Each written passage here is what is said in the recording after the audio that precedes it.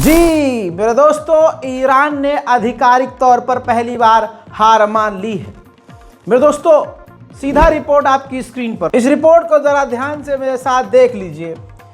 जो ईरान के special senior commander मौजूद थे सीरिया के अंदर, जनरल, उनका नाम है जनरल ब्रिगेडियर बहरोज इस्बाती। इन्होंने एक स्पीच के दौरान एक्सेप्ट किया कि हाँ, बहुत बड़ा झटका ईरान को लगा।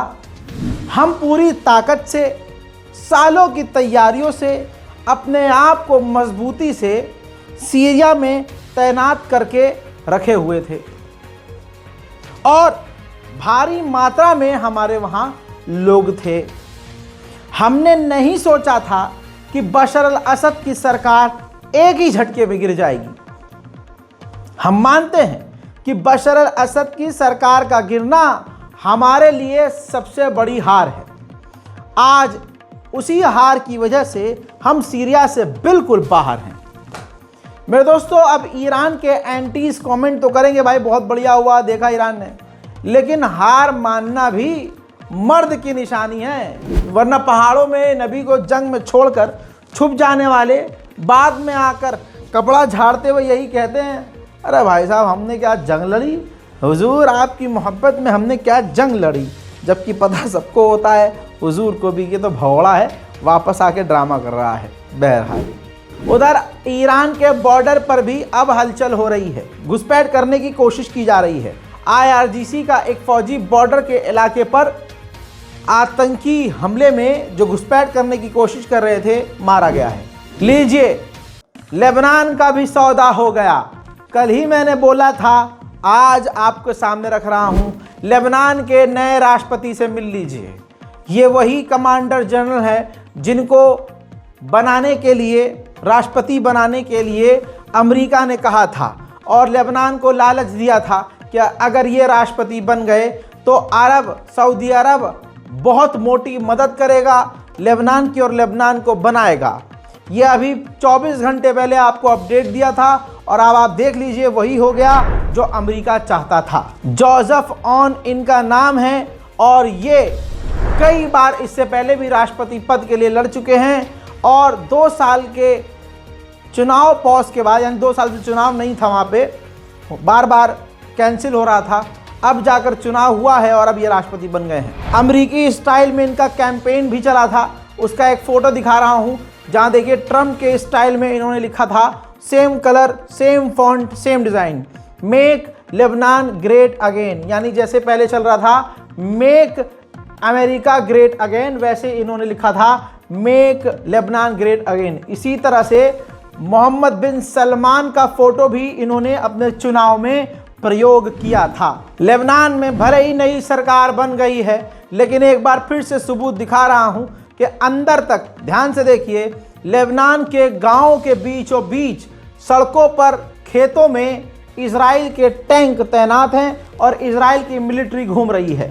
उधर IRGC के कमांडर ने कहा कि हमारी फौज ज़मीन पर है, ड्रिल कर रही है और अपने आप को बेहद मजबूत कर रही है और कर चुकी है। इजराइल के अंदर ताकत जो है उसके एयर डिफेंस की है। बस गाज़ा के अंदर ज़मीन पर इजराइल की फ़ौज हारी है, सिर्फ हवा से जीत रही है, क्योंकि वहाँ पर उसकी हवाई ताकत मजबूत है, वरना ज़मीन पर इजराइल गाज़ा में हारा है। درک معناداری از تهدیدات در نیروی زمینی ما وجود داره که این ادراک درست از مخاطرات و از تهدیدات که پیامد تحولاتی است که در سطح منطقه و حتی خارج از منطقه ما اتفاق افتاده نشون داده که نیروی زمینی سپاه چگونه خودش رو با شرایط جدید تطبیق میده و توسعه های این نیرو متناسب با نیازهای جدید اتفاق میفته که حالا توضیحاتش رو خدمتتون ارائه میدم. उधर ईरान के एयरफोर्स के सीनियर ऑफिसर ने कहा कि हमारे पास F-35 और F-22 अमेरिकी फाइटर जेट को रोकने का, मार गिराने का, काउंटर करने का प्लान मौजूद है। सुनिए। هواپیمای F-35 جنگنده F-35 و یا جنگنده F-22 که اینها در طیف جنگنده‌های پنهانکار هستن که واقعا کشف راداری اینها بسیار مشکله که خب ما با ظرفیت‌های بومی و در واقع تجهیزاتی که با این نگاه و این ظرفیت تولید شده الان این در حوزه साथ ही उन्होंने ये भी कह दिया कि हम नई एंटी बैलिस्टिक मिसाइल अपनी सेना में शामिल करने जा रहे हैं। वहीं ईरान ने बहुत ही शॉर्ट रेंज का एक और ड्रोन बना लिया है जिसकी कीमत काफ़ी कम है। तस्वीर देखिए, विजुअल्स हैं। इसकी रेंज जो है सिर्फ और सिर्फ 20 किलोमीटर है, लेकिन रेंज कम है, लेकिन कहा जा रहा है लागत इसकी बहुत वैसे ही कम है और भारी मात्रा में ईरान इसका इस्तेमाल बॉर्डर के इलाकों से कर सकता है। हुतीस के ड्रोन और मिसाइलें अभी भी लगातार इजराइल के इलाकों की तरफ आ रही हैं। इजराइल ने एक और हुतीस ड्रोन को मार गिराया है। זה מסוקים שלנו. יואו, הנה, הפילו אותו. יואו. צילמת את זה? כן. יפה. תשלח לי. שנייה, תקשיבי לזה. יופי, ילדים טובים.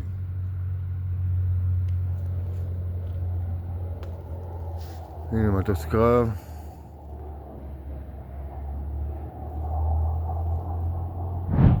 हुतीस के कमांडर ने बयान देते हुए कहा कि इन यहूदियों का पहले से मकसद ग्रेटर इजराइल का था। ये जब यहूदी फिलिस्तीन आए तभी से वो प्लान लेकर आए थे कि हमें ग्रेटर इजराइल बनाना है। یهودیان صهیونیست به فلسطین از همان ابتدا آمدند با هدف اشغال کامل فلسطین و البته نه فقط فلسطین، بلکه آنها به دنبال ایجاد اسرائیل بزرگ هستند که شامل بخش‌های گسترده از کشورهای عربی است. از همان ابتدا به اشغالگری، به تجاوزگری، به هر شیوه اقدام کردند. جنایت، کشتار گروهی، قتل، اشغالگری، مصادره، شکنجه، همه اقدامات مبتنی بر جنایتکارانه را انجام دادند و هر روز هم انجام میدهند. هدف آنها در این باره تغییر हजरात, इन्हीं कमांडर ने आगे बहुत बड़ी बात कही जिसको आप मानने पर मजबूर होंगे क्योंकि वो दिख रहा है। जो कमांडर ने, जो हुतीस के कमांडर हैं, उन्होंने कहा कि अमेरिका और इजराइल गाज़ा, लेबनान में, सीरिया में अपनी जो कब्ज़े वाली जगह हैं उसको बढ़ाएंगे। ख़ासकर सीरिया और लेबनान में रुकेंगे नहीं बल्कि और अपना कब्ज़ा बढ़ाएंगे। अमेरिका चोरी से डकैती डाल रहा है, सीरिया के तेल को चुरा रहा है।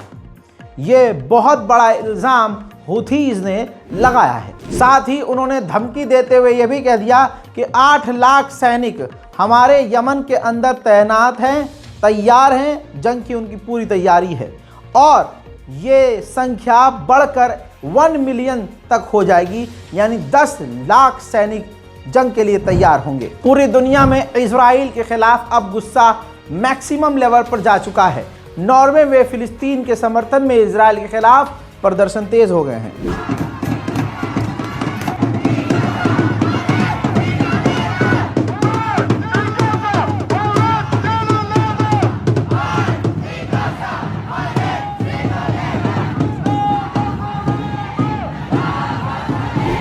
जर्मनी में कल भी गिरफ्तारी हुई और परसों भी, लेकिन इसके बावजूद आज फिर वहां फिलिस्तीन के लिए प्रदर्शन हो रहे हैं।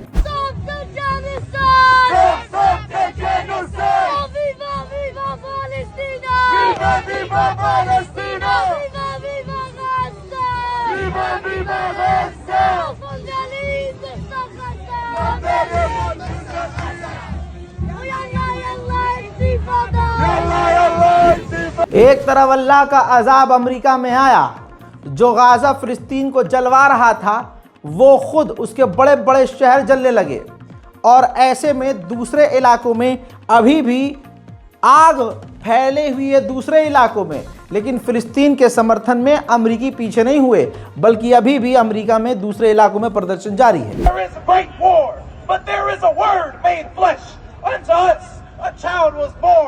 Amidst occupation, a child was born. Amidst the rubble, we remember. we declare in the name of Jesus that there shall be life and it shall be abundant. In the name of Jesus, chains shall break. In the name of Jesus, hardened hearts can soften. In the name of Jesus, Chicago stands in solidarity. In the name of Jesus, Gaza will see days beyond destruction.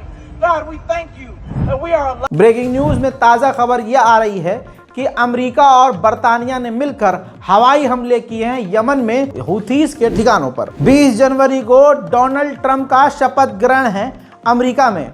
इसके अंदर पहले Netanyahu पहुंचने वाला था, लेकिन Netanyahu ने मना कर दिया, क्योंकि एक तो उसका पिछवाड़ा सूजने का खतरा है, उसके खिलाफ प्रदर्शन का खतरा है जो हो ही रहे हैं, और उसने बहाना बनाया है कि इस वक्त जंग के मैं बीच में हूँ, लिहाजा मैं अमेरिका नहीं जा सकता।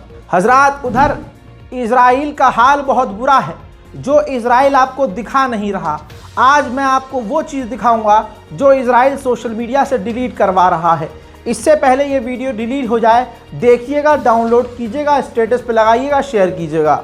हजरात, वो यहूदी जो ज़्यादातर अब इजराइल की सेना में शामिल नहीं होना चाहते, वो प्रदर्शन कर रहे हैं कि हमें सेना में शामिल नहीं होना है, तो इजराइल की पुलिस उन अपने ही यहूदी भाइयों को टांग टांग कर गिरफ्तार कर रही है और उनके पिछवाड़ों को मार मार कर गुलाबी कर रही है। यानी इजराइल को सेना की कमी हो रही है और इजराइल के लोग सेना में जाना नहीं चाहते। देखिए,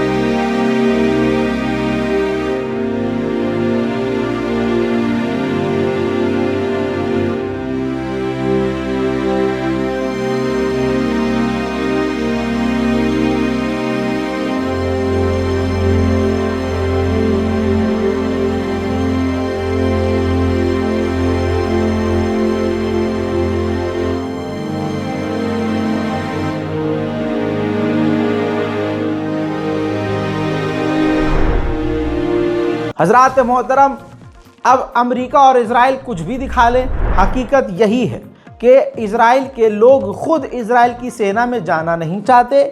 इजराइल के लोग खुद अमेरिका और इजराइल के ख़िलाफ़ हैं। इजराइल के लोग खुद नेतन्याहू की हरकतों की वजह से परेशान हैं। उनका देश गरीबी में जा रहा है, बेरोज़गारी बढ़ती जा रही है, सुरक्षा वहाँ पर है नहीं, जीडीपी डाउन हो चुकी है और इजराइल के हालात बदतर हैं। ज़्यादातर यहूदी देश छोड़ रहे हैं और ऐसी खबरों पर इजराइल सेंसर कर रहा है, ऐसी खबरों को।